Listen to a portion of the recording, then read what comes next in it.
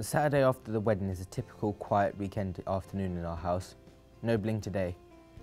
Dad has finished all his chores and fallen asleep. Now Mum is heading off for a usual nap, and I can see Sophia thinks she's forgotten about homework. But no, she turns to remind Sophia to do it now. I suppress a giggle.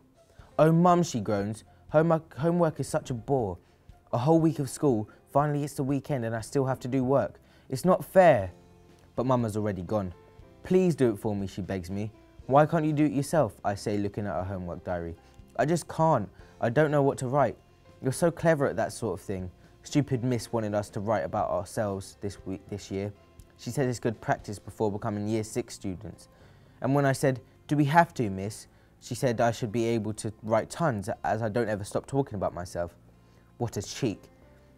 I laugh. "All right, I'll help you." Sophia's face breaks into a massive smile. She's too daft to realise I've given in too easily.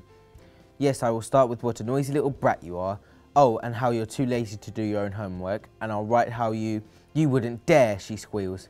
"Just you try me, sis. Now go on, have a go at it, and I'll help you if you get stuck. You've done tons already at school. You're supposed to be my best friend," she whines as I go back to reading my magazine. Sophia's been working on her autobiography project all this year and brings it home most weekends to work on. As she throws down her pen and goes to the kitchen, probably in search of a snack, I sneak over to read what she's done. So here goes, all about me, me, me. I'm 10. I'm not a heart-stopping beauty, but I will be. I have lovely, shiny, golden brown skin. My hair is long, so if I'm not careful, it could end up wet when I go to the loo. It's almost to my waist. I'm going to be a better-looking version of Princess Catherine, or even Aishwarya Rai. She's my favourite Asian superstar, and I expect I'll have Hollywood superstars fighting over me. I'll be on TV flicking my hair and saying, "Because I'm worth it." I'll be caught on camera by the paparazzi desperate to get me on the front cover of every magazine. I don't tell lies, I tell stories, and sometimes, well mostly, I add on a bit to make them more interesting. There's a thin line between truth and lies, but embellishing a story isn't lying. I looked up embellishing, miss. I was born in a London hospital. The only good thing about being born in Bethnal Green is that I'm a real-life Cockney, because I was born within the sound of Bow Bells. I'm dead proud of that. I make my Cockney accent heavier than it really is, as it's so cool. My big sister Vinnie doesn't have a Cockney accent. She talks dead, proper English like our parents. While Mum carried me on my tummy, my sister Vinnie was asked by Mum and Dad's friends if she wanted a baby brother or sister. My dad and Mum wanted a baby brother to make the family complete, and for Dad to have someone to carry on the family name. Oh, and someone to take care of Mum and Dad in their old age. As Indians, it's our duty to take care of our parents as they took care of us and made all those sacrifices for us, though I think it isn't fair, as we didn't ask to be born. So Vinnie would say she wanted a baby sister so she could dress me up like a baby doll. Vinnie didn't know any boys, and I think she was a bit scared of them. She prayed every night for a baby sister to play with. Mum and Dad were upset and wanted her to change her prayers to asking for a brother. Mum was so sad that she gave birth to a daughter. Dad told her not to be so silly. It didn't make any difference. Mum said that if we lived in India, she would have another try, because that was easy, as they had tons of servants in India. And I must have guessed all of this, because from before I can remember, I tried to be like a real son, tough and loud. I'm pretty pleased, because my mum, who's called Jasmine, is still really young and pretty. She cooks great food, and after she finishes work on Saturdays at around 1 o'clock, she stops off to buy bread from the bakery, and it's usually still hot. We rush around her and dive in trying to pick bits off, but she waves her arms around and cuts the bread into really thick slices and puts loads of butter on that melts instantly. It's our weekly treat, and we scoff the lot. She might bring home cakes too, or bread pudding or apple pies. They're not good to next door aunties, but they're still welcome. We wish we could have hot bread every day, but next door auntie said it's bad for us to eat really hot bread, as it will give us tummy ache. It's not fair to tell such fibs. We never get tummy ache, no matter how much hot bread we eat. Adults are always saying these things, always warning us about things that never happen. They don't know as much as they say they do. I'm not supposed to, but when I get home from school I go to see next door auntie, and she makes me tea. She's the best cook in the world apart from Dad and Mum. She makes tons of great stuff to eat. Egg and chips, stews, cakes and roast dinners. Vinnie and I love her cooking. It isn't spicy, quite plain really, but better than school dinners. Next door auntie lives alone. Mum and Dad have kind of adopted her as our gran. I've never met my real gran, but next door auntie will do just fine for now. Her name is Grace Swan. Her poor husband died soon after they were married. We don't really talk about him. I always tap on her kitchen window and peer through to see if she's got any chips on the go. I shout, oh, auntie, shall I come in? She loves my company and all my stories. Dad says she's really lonely, so she's lucky we moved in next door to her. Mum grumbles that she spends more time in our flat than our own. I wish I could call her Granny, but from when I was little, I've always said next door Auntie, so it seems odd to change now. She pops over every night around 7 o'clock, so Mum has a chance to get in and put the dinner on. The lantern is full of smell of our tea, and all the neighbours know what we're eating. Some of them I don't like it much, but I don't care, except when Mum's cooking sarge, spinach and mustard leaves that are boiled for hours in the noisy pressure cooker. Then it just pongs, and it tastes worse than boiled bogies. My big sister Vinnie pretends to love the torturous sarge. She says, "Yum, how lovely, Mummy." My mum's mum died when she was small, so Mum didn't really learn how to do things.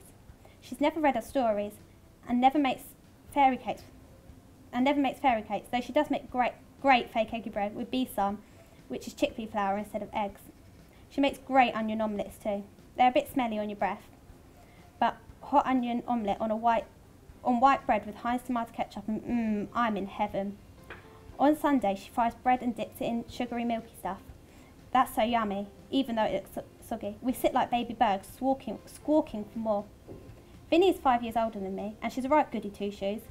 She can cook whole meals from scratch, and she can even make round rotis. She's Mum's favourite because she's good and sweet, and never shouts and screams and yells like I do. Vinnie is very pretty. She's like an older version of me, but a bit more filled out in the right places.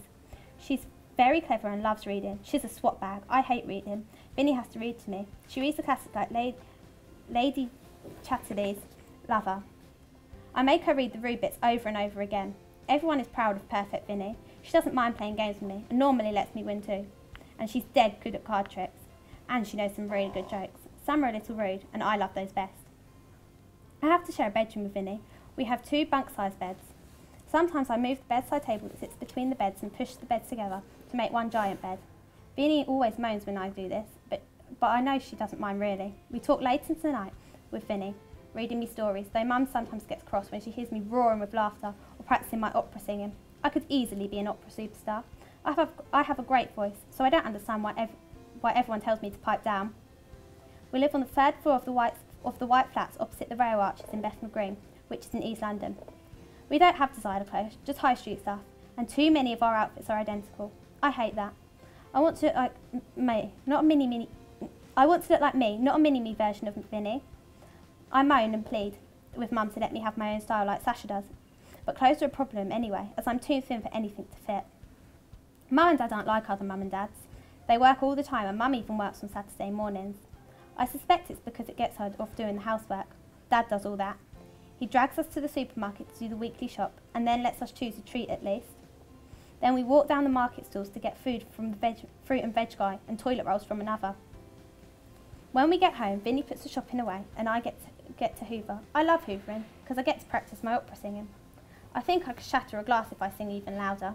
I want to go on the X Factor. Vinnie calls it the Z Factor, so I sing louder to annoy her. Mum gets home from working all morning, and she's also an Avon lady, except she never goes out and ding-dongs. She only shows the Avon book to her friends at work. When the big Avon box comes, Vinnie and I love to check it out. I love to sneak a squirt of this or a dab of that. Once Mum even won a beauty contest as the most beautiful Avon lady. She had a sari on. She had a sari on, and she had a sash with diamonds on it. And I was really proud of my beautiful, glamorous Mum. She looked like a model. Well, a 5'3" model. On school days, Dad always rushes home from his translating work at the council as fast as he can to be with her. He normally gets home by 5:30. From the time Vinnie and I get home from school, we've usually turned the house into a tip.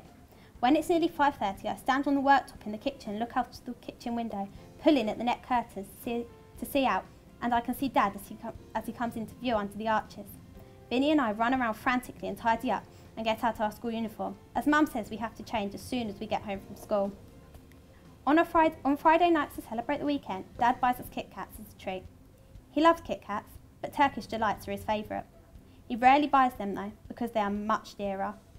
Dad is super cool. He has a huge fan club outside the family as well. He's great at sorting out people's problems. Not like some soppy agony aunt. He's more like a superhero. He never wears his underpants on the outside of his trousers, of course. That would just be silly. But he's a superhero nonetheless. My dad isn't like other dads, and he's great. He tells great stories about his life. I think I've got his genes for exaggerating stories, but maybe he's telling the whole truth. Who knows? Sophia comes back with a plate of biscuits and I leap back onto the sofa. I don't think she noticed me reading her work. The house is quiet as our parents are still napping. We're not allowed to have the TV on, so I challenge her to a card game of Snap. Although Sophia has exaggerated the truth about Dad and her project, there are times when Dad has helped resolve all sorts of problems, and people are always asking him for advice. One thing's for sure about Dad, he knows how to fix things.